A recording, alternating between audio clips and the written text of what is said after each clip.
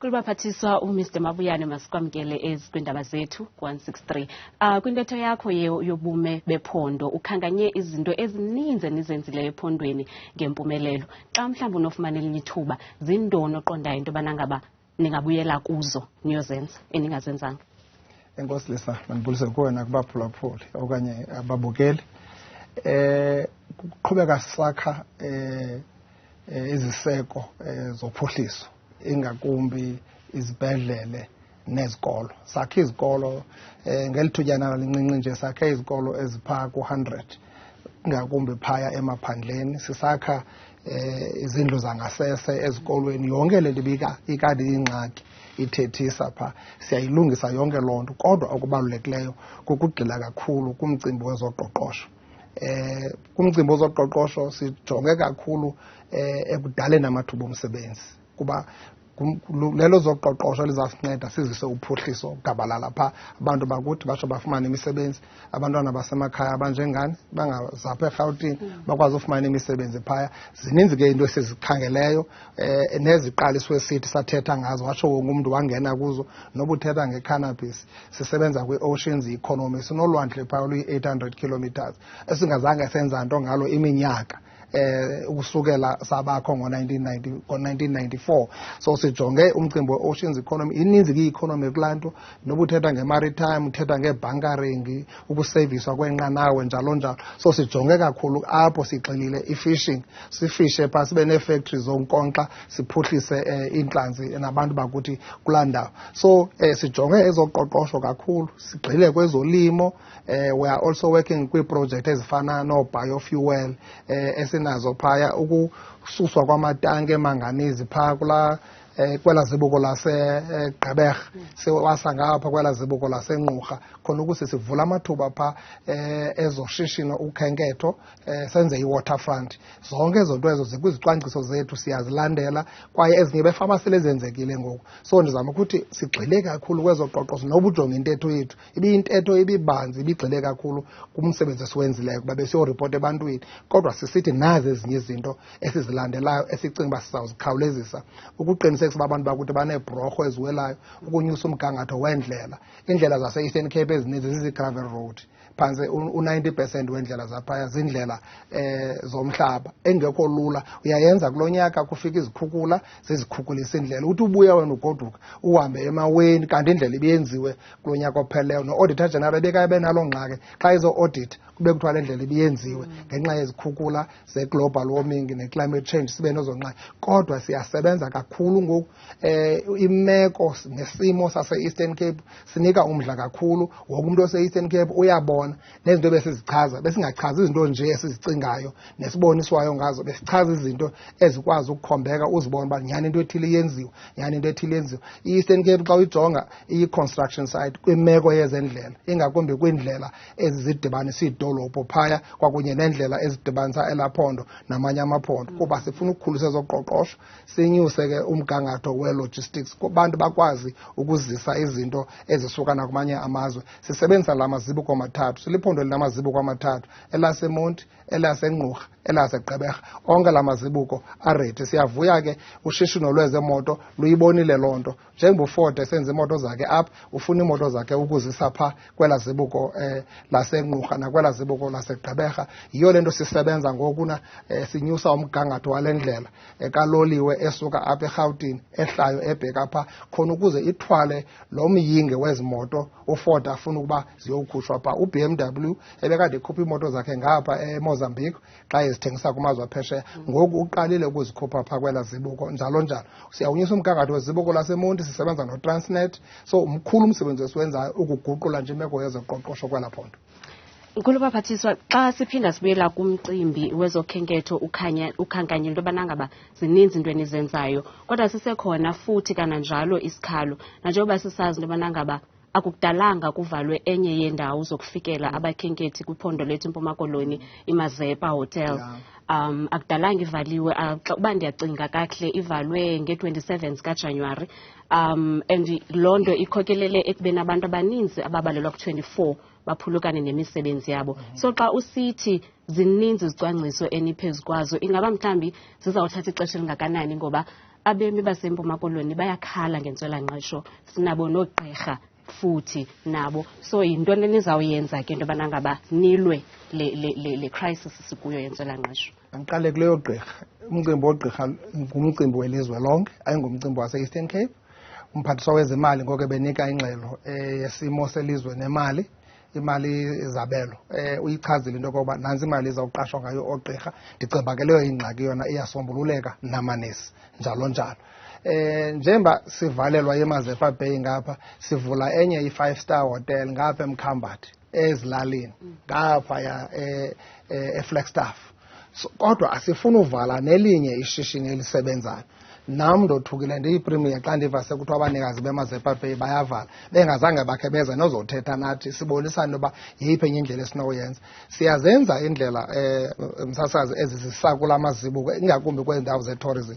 Ngapho ubuyenyuka senza indlela yetha enqumla ehluleka ebheka ezantsi elwandle. Ububheka apha kuGatyane senza indlela yetha ebheka phaa kodwesa Cwebe phaya phezu kolwandle. Phaya kwelaa cala kuCentane siyasebenza, funeka sizenzile ezaa ndlela khona ukuze abantu bakwazi uyofikelela phaa kooMazepa Bay njalo njalo. Kodwa asizukwazi uzenza zonke ngaxeshanye kuba imali siye sibambe le siyenze siyigqibe siphinde senze enye kuba imali ayanelanga. Kodwa ke sinenkqubo esiyilandelayo, sixoxa no-National Treasury nee-arhente ezifana no-DBSA nezinye ngomcimbi okuthiwa yi-pledging okanye i-front loading, esithi ezinye zezinto zezi-infrastructure zinjengezi, i-social infrastructure, indlela njalo njalo, singakwazi uzenza nangoku noba besizawuzenza nge-5 years siyinikwe le mali. Kuba kakade sawuyifumana imali isabelo karhulumente, sikhawuleze sikwazi ukwenza ezaa ndlela, sifakele abantu umbane abangenambane. Kodwa ngondithetha nawo abantu abanombane e-Eastern Cape ngu-95%, kuba umsebenzi karhulumente usukela ngo-1994 uzame kangangoko ukuguqula isimo sabantu bakuthi. Yeke bazawubakho ingxaki ye-load shedding ngenye leyo nayo elungiswayo. Kodwa ndizama ukuthi noba ingxaki yaseMazepa Bay ikhona, kodwa inani labakhenkethi linyuke kakhulu. Ezokhenketho Eastern Cape lenze ingeniso yomyinge ophaa ku-8 billion, ukubonakalisa into yokokuba phantse zonke uyawukhumbula uba i-Eastern Cape kuphela kweprovince ene-Big 7. Abanye bathetha nge-Big 5, thina sithetha nge-Big 7. Ubuthetha ngezokhenketho, uthetha nge-adventure province, uthetha nge-province e-cultural, yonke into oyifuna uyayifumana. Ufumana izilwanyana zaselwandle, in the aquatic space, in the terrestrial space as well as in the aerial space, iintaka ezinkulu uyazifumana zonke. So ngumsebenzi ke esiwenzayo, sigxile kwezokhenketho ezinxalenye esiphuhlisa ngazo uqoqosho phaa. Nale yaseMazepa Bay siyayilandela, ndicele oomeya baqinisekise into yokokuba yonke le nto ibikhalazisa phaa iyalungiswa. Asinawukwazi uba iihotele ezinjengeziya engakumbi ezisemaphandleni sithetha nge-rural development siziyeke zivalwa. So ungakwazi mhlawumbi uqikelela uba ingavulwa nini? Ndizawufumana nje iripoti msasazi nanini na isenovulwa, kuba iba ngaba ingxaki ebiyindlela sithenge ngokuna oogandaganda kuba sizama uvula ezaa nto kwakuthiwa ngoonontente. Abagandaganda babehlala besondele ezindleleni, indlela zazingekho ke ngaphambili eTranskei, yayiba indlela enye ehambayo enqumlayo ezilalini njalo njalo. Iindlela zithe saa yonke indawo ngoku. Into esiyithethileyo sithe lo mcimbi wendlela masiye kuthetha ngawo ngoba yi-access road, yi-provincial road, masithi yi-rural road, ngoba izawusinceda kweli phulo lethu le-rural development ukuqinisekisa uba ezaa ndlela ziyenzeka. So ndizayilandela loo nto. Umphathiswa wezendlela ebenikwe elo xanduva, umphathiswa wezoqoqosho ebendimnike elo xanduva, besebenza noomeya okokuba sindawoni. Kodwa ke ihotele yeyomntu, usenokubeka le nto njengekhwiniba kanti besecinga ekudala ukuhamba apakishe ahambe. Kodwa sifuna ivuliwe nebivulwe ngabanye ihotele le yona xa isekhona bayizukuchithwa iqhuba ibheke phambili. Umama uGlorious Robe unehotele ayiqhubayo naye kwaphaa kuCentane, kanokutsho atyale imali eninzi, ihotele ehleli inebakhenkethi ngakumbi abasuka kumazwe aphesheya. Kulo umcimbi ke nkulubaphathiswa wemali othi ayoneli kumasebe amaninzi, kodwa siphinde futhi sibe nento esibonayo into yobana ngaba ifuna uba sesiqhelo yamasebe ajikisa imali, ube umsebenzi ungenziwanga. Sifika nini kusuku apho sizawuthwalisa abantu uxanduva? Sesafika msasazi phaa Eastern Cape. Enye yezizathu sibona singathi siye samimitheka kwimeko yokulawulwa kwemali zabantu. Sane-clean audit ezininzi ezimbalini zokokuba silawula kwelaa phondo. kukuba sigxile kuloo nto yokokuba kubekho le nto kuthiwa yi-consequence management. Xa uzazi usebenza funeka uyazi uyasebenza. Abasebenzi bakarhulumente siyabaxelela yonke le mihla ngoku into yoba phaya asinakhariye phaya sine-civil servant. Kanti kuthiwa uyi-civil servant usisicaka sabantu. Wonke umuntu osebenza kwarhulumente uqashelwe usebenza amkele, akaqashelwanga kwamkela asebenze. So ukuze sikwazi ke loo nto uyenza kuqinisekisa into yokokuba xa ungawenzanga umsebenzi wakho makubekho into ekulandelayo. So siyayilandela ke loo nto. Ngondithetha nawe kulona unyangamali uphelayo kulena inyanga siya kuyo sobuve bali loba e-Eastern Cape kuthiwa kukho imali ejikiswayo. Sigqithile ke kuleyo into. Umntu intloko yesebe nganye iyayazi mhlophe into yokokuba xa kufika into ethi imali akakwazanga ayichithe ngoba siyayimonitorisha. Senze inkqubo ngeenkqubo phaa. Sinento ekuthiwa i-Provincial Infrastructure Coordinating Committee elandela isebe nesebe imali ezise uphuhliso e-Eastern Cape ingakumbi kwi-infrastructure sobe ijike noba kukwamasipala noba kuphi. Loo improvement siyibona nakoomasipala. Oomasipala bethu bagqithile ngoku ku-19 unqualified audit opinions ze-MFMA. So ibonakalisa uba sizama ukuqinisekisa uba the entire ecosystem iyasebenza kuba urhulumente sithe makasebenze nge-DDM, vertical and horizontal. Usuka ku-national ubheka kumasipala masebenze kunye, usuka kwelinye isebe uya kwelinye isebe masebenze kunye. Lowo umsebenzi uyenziwa ngaphandle kwamathandabuzo. Akuphinde kubekho umuntu okuthiwa ujikise imali e-Eastern Cape. Uyayazi msasazi uba xa imali ijika ubukhona uqeshiwe ijika nawe ulandele laa mali ijikileyo. Ndiya asinakukhulula ke sikiyeke uhambe singatshongo kuwe uba halala kuwe kunye norhulumente omkhokelayo ngeziphumo ze-matric zonyaka opheleyo eziye zancumisa kakhulu kusuka ku-77% ukuya ku-81.4. Kodwa ke utshilo futhi uba ininzi into kusafuneka niyenzile nezikolo enisezawuzakha, kodwa kukho indawo ekuthiwa yintsholombqa esinesikolo esinemeko engaginyisi mathe ekuthiwa iqala primary school. Singakhe sijonge. Isikolo samabanga phantsi iqala nesikummandla wasentsholombqa kude kufuphi naseMonti eMpuma Koloni sasinye sezikolo esisajongene nemicelimngeni yokungabikho kwamagumbi okufundela. Inqununu yesi sikolo ithi isikolo sabo saphephetheka nemimoya ibhudla ngoJulayi wonyaka ophelileyo kwaye kusukela ngoku akukabikho ncedo lufumanekayo. Ngokomlomo wenqununu yesi sikolo ithi ukufundisela emzini kuza nemicelimngeni emininzi kubo bengootitshala kwakunye nabafundi aba bafundisayo. Sifundela emizini grade R, grade 1, grade 2, grade 3, grade 4, grade 5. Ukutitsha usendlini akufani notitsha usegumbini lokutitshela. Oku akuphelelanga ekuthinteleni ootishala ukuba bangakwazi ukwenza umsebenzi wabo ngokupheleleyo, kodwa kukwehlisa nomdla wabafundi ekufundeni. Utitshala wesi sikolo uthi oku kubangela ukuba batsale nzima ekwenzeni umsebenzi wabo ngokupheleleyo. Ngoba nasititshela ezindlini elalini funeka uthi ukwela ezantsi unyuke ubheke kwenye iklasi kwenye indlu ngaphi unyuke ubheke kwenye indlu ngaphi, and ayenzi i-safety ebantwaneni because abantwana ngoku funeka befika besehla abakwazi ukubana sikwazi bakontrola bebe ndaweni nye. Ibhodi ejongene nesi sikolo ithi ziliqela inzame ezenzileyo yokuhlaba ikhwelo kwisebe lezemfundo leliphondo ukusukela kunyaka ophelileyo, kodwa akuzothi kangoku akukabikho ncedo olufikileyo. Esi sikolo isisosodwa esijongene nemicelimngeni kweliphondo. Isikolo samabanga aphantsi inkwezana nesemonti sinamafundi ababalelwa ku840 wabafundi nabafundela ematyotyombeni. Isebe lezemfundo laqala ukwakha esi sikolo ngonyaka 2016 kodwa sayekwa sizindonga. Esi sikolo siyanetha kwaye kudingeka into yokokuba abafundi bafundele phandle xa imozulu inetha kwaye naxa ishushu kuye kuphume inyoka. Ungakwazi ke usiphendlela ke Tiya. Bese nditshela umsasazi uba sakhe izikolo ezigqithileyo ekhulwini.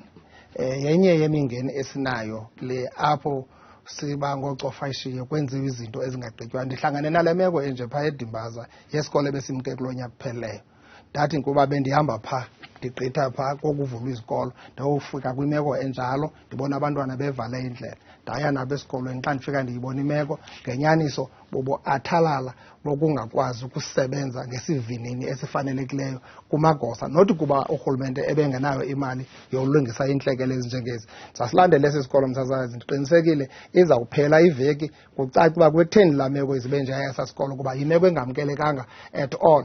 Phaya ke kwezaa ndawo zomonti ibundothusa uba zisekhona izikolo ezinoba zifana nezikolo bakasithetha nge-mud school besiloko sithetha kakhulu ngezikolo ezikwela cala liphesheya kwenciba. Zonke ezi zikolo zozibini kuthethwa ngazo apha zaseMonti. Ndiqinisekile leni inyanga izawuphela kukho into ecacile uba yintoni ingxaki, nangoba bendiyazi ngendikunika impendulo ecacileyo kule ndawo uba kwenziwa ntoni, ngoba ndiqinisekile zikhona kwisystem. Ndizawuyifuna ke loo report. Xa ndiphuma apha ndizabe ndinikwa loo report, kwaye funeka umntu ebefana uba wenze umsebenzi akawenza phaa ayazi uba unexanduva lophendula. Uzawukwazi ubuye usixelele futhi. Ndixelele. Okay. Ababukeli bethu ke nabo ke banemibuzo emininzi, kodwa ke siye sakhetha nje imibuzo embalwa. Sinomasixole Melento yena ukhala ngendlela zabo ecofa imvaba, uthi baphanga sesibhedlele kunzima noba mabafikelele bafumane neenkonzo zezempilo.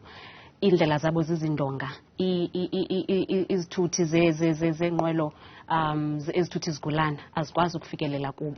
So bayabuza ke into yobana ngaba zizawulungiswa nini indlela zabo. Indlela besenditshilo msasazi sisebenza kuloo nto. Enye yezinto yile uba siba neendlela zeprovince sibe neendlela zike-local. Ufumanisa uba indlela ekuthiwa yenziwe ye-local intle, eyeprovince imbi. Xa kulunge yeprovince eye-local irongo. Ngosithe senza i-rural road sithenge iplant, le nto ekuthiwa i-yellow plant eninzi siyirhulumente weprovince sisazithenga, siyazinika oomasipala kuba sifuna uyovuselela eza ntente kwakuthiwa ngoonontente abantu abahlala phaa, uqinisekisa uba iindlela zethu nethi indlela yonakale kunethe mayikwazi ukrwelwa imaintenwe ngendlela erayithi. Ndiyayibona le ndlela ethetha ngayo, indlela enqumla phaa esibhedlele etshona kweza lali ekuthiwa ngochama ibheke koobanzi iqabele ibuyele ngapha eSt Marks. Ndiyayazi laa ndlela usuka ngapha ngaseSt Marks ukuyoma phaya kukobanzi ungafikanga kubanzi kule lali ile lali yakulotata uChristian i-tar road yonke laa ndlela ukuyoma phaa kulaa ndawo. So ndiyayazi usuka phaa ukutshona phaa ndihambile ngayo msasazi, ndizayilandela naleyo into. Qinisekile ikwizicwangciso ngoku zesebe lezendlela njengoba siqala unyaka-mali ngoku ukuqinisekisa uba ezo ndlela zonke siyazilungisa. Uvuyani Nkomo yena uthi banezindlu ze-RDP esentabethemba eMpuma Koloni, uthi indawo ezifana neThornhill neRocklands uthi zakhiwa ngo-2017 ezo zindlu ezo, uthi azikho semgangathweni tu kwaphela, azinambane azinamanzi, oko kumane kuthenjiswa, kodwa until namhlanje basalindile ke basajonge enkalweni. Well, ndizayilandela. Ndiyayazi ngokwenkqubo zikarhulumente i-human settlement wokhindlu ayigqibe awufake umbane like cubing enza yonke loo nto, ukukonektha noku-energizer iba luxanduva lukwamasipala no-Eskom. So ndizawuyilandela ke loo nto yaloo project kuba ngokule ndawo ndikuyo bendingayazi. Now that ndiyayiva eyithetha ubhuti phaa ndizawuqinisekisa uba iyalandelwa loo project kulungiswe loo nto. Ndiyayazi ndidibene neemeko ezinjalo, bendithetha ngaloo nto nayizolo nomphathiswa wezindlu into yokokuba le nto yezindlu ezakhiwayo zishiywe zingalayitwanga kanti ibangelwa yintoni. Ndayiva ke into yoba amaxesha amaninzi ishiywa koomasipala, bengumasipala kufuneka ilandelele ayo-energizer kwakunye no-Eskom umbane ulayite ezindlini zabantu. Sakhe izindlu ezintle kakhulu ze-RDP, sakhe izindlu ezininzi singurhulumente walaphondo, siphucula ubomi babantu bakuthi, sibasusa kumagali okanye imikhukhu sibabeka kwindawo ezifanelekileyo, sibokhela izitrato zetha kwindawo abahlala kuzo. So umsebenzi wokwakhiwa kwezindlu yenye yezinto esiyenzayo kakuhle kakhulu phaa. Sakha izindlu ngoku zikanokutsho sizakhela abantu bakuthi sibanike mahala. Zayilandela laa project ndiqiniseka into yoba iya-athendwa ingxaki yayo. Lo mbuzo wokugqibela qabaqaba nje uSiyavuya Zangwa uthi yena owakho umbuzo uthi, Mhlekazi, ingaba ucinga ukuyiphucula nini imeko yedolophu zakwindawo ezifana nolusikisiki? Uthi nikwathini ngobundlobongela nokuqhula kwabantu elusikisiki, abantu abonwabanga abanye bakhutshwe ezindlini zabo? Msasazi, ingxaki le nto ye-crime, human trafficking nezinye izinto nje, ukuhlukunyezwa koomama ingakumbi abantu abangamantombazana phaya kweza ndawo. Kodwa manditsho uba umsebenzi osiwenzileyo mkhulu kakhulu. Imeko yaselusikisiki ibike yaphantsi yafuna ungalawuleki. Ngoku ndithetha nawe iyalawuleka kakhulu kubantu abahlukumeza oomama benze ezi zinto zingacacanga. Bekubanjwe abantu abaphaa kwe-16,000 12,400 yabo bantu. Ndithetha nawe nje bagwetyiwe ngenxa yezinto. Ngumsebenzi ocacileyo obonakalisayo uba urhulumente uyasebenza. Kula mapolisa beqashwa ayi-20,000 10,000 komnye unyaka 10,000 komnye unyaka, Eastern Cape yabelwe i-3,400 ukuqinisekisa into yoba sinamapolisa azawukwazi ukufumaneka abe visible, sibanike iimoto, izixhobo zosebenza, afumaneke ebantwini. Idolophu zasemakhaya ziyamimitheka, ziyaphuhla. kula mgangatho wazo. Ngaphambili lusikisiki wawungenazo ufumane eShoprite, ufumane eSpar. Namhlanje unabo Shoprite, unabo oSpar, zonke ezi retail ziyasebenza. Kwaye kune-malls around lusikisiki ezidevelopwayo ngokusithethayo. Laa nto siyakha phaa msasazi yeza bhorho zimbini zingekho apha eAfrika. Not only eSouth Africa, azikho apha eAfrika, ibhorho yaseMthentu nebhorho yasemsikaba. Eyasemsikaba ikweli cala laselusikisiki kwa-Ward 24. So laa ndlela yakhiwa phaa izawuphucula zonke ezalali ziphaa, kuba sine-7 packages. Thethe ukuthi iindlela ezingena kwezaa lali ezizawufakelwa itha nazo zonke, njengoba sikonektha laa ndlela ingu-N2 ezawuhamba idibanise i-East London kwakunye neDurban. So ngumsebenzi omkhulu esiwenzayo. Ezaa bhorho zizodwa zixabisa into esondeleyo phaa ku-6 billion zizombini. Indlela le iyonke ixabisa into engaphaya kuka-8 billion le siyenzayo phaa edibanisa imbizana, dibanise ilusikisiki, izophuma ePort St Johns, iqabele izijonge Mthathe ibuyele ngaseMonti. So ngumsebenzi osiwenzayo, asibalisi intsomi, zizinto ezikhoyo ezenzekayo. And injongo zaloo nto is to tame la wild coast, but siyithame in a sustainable way. Siprotecte indalo, sipreserve indalo okanye siconserve indalo, so that indalo leyipha kuba ise pristine area leya ingahlukumezeki. So uphuhliso ne-tourism okanye ezokhenketho zizawukwazi ufumana amathuba amakhulu okukhula kulaa ndawo. Nedolophi zolusikisiki sawufumana amathuba amakhulu okukhulu. Ububheka koosiphaqeni phaa okanye kooFlagstaff kukho imall. Ndandiphaa ngokwam ndiyovula imall eyenziweyo phaa. Izinto ezingazange zabekho ngaphambili. So nzama ukuthi umsebenzi uyenziwa, but ezi zinto azinokwenziwa zonke ngobusuku obuyi-1. Masibulele ngexesha lakho, ngethemba lokuba emva konyulo esijonge kulo ngoku ngoMeyi abahlali baseMpuma Koloni bazabe becula badlimbi. Abahlali baseMpuma Koloni, iMpuma Koloni will never iyatshintsha. So biphinde ibe yile nto. Uba ubuke wemka phaa wamkunyaka uzawubuya itshintshile, kuba siyasebenza nyanga nenyanga ukutshintsha ubomi babantu bakuthi. Ndiyakuthembisa kuloo nto, kodwa ndiyakuxelela into yoba i-African National Congress izawubuya phaa iphathe iqhubeke nale nto intle iyenzayo yokuguqula isimo saseMpuma Kapa sibe yile nto ifanelekileyo ezizawufana nala maphondo makhulu akhulileyo. Nabantu bethu batsho bangemki ukumka nemali karhulumente, kuba imali ilandela abantu. Yiyo le nto imali eninzi izawugalelwa kula masebe, kula maphondo anabantu abaninzi. Sishiyeke thina silambatha phaa sisabelana ngemipha, abantu besabelana ngombona kwezinye iindawo. Sihambe ngaso sesibini leyo ke inkulubaphathiswa yephondo laseMpuma Koloni umnumzana Oscar Mabuyane.